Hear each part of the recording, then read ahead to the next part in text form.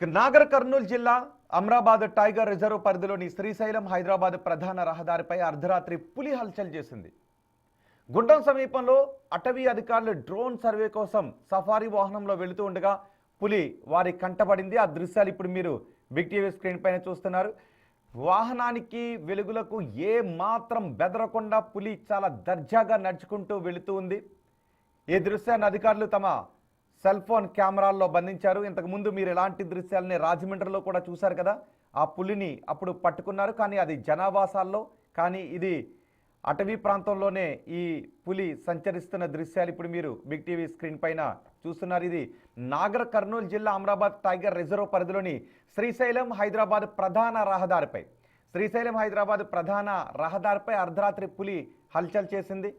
గుండం సమీపంలో అధికారులు drone survey కోసం వెళ్తున్న సమయంలో అక్కడ పులి రోడ్డు పైన నడుచుకుంటూ వెళుతుంది. చాలా దర్జాగా రాజసం ఒలగబోస్తూ నడుచుకుంటూ వెళుతుంది. అధికారులు మెల్లగా వెహికల్ని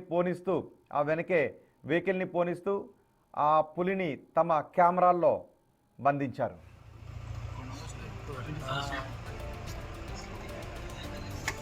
స్లో ఎంత జరగకపోతే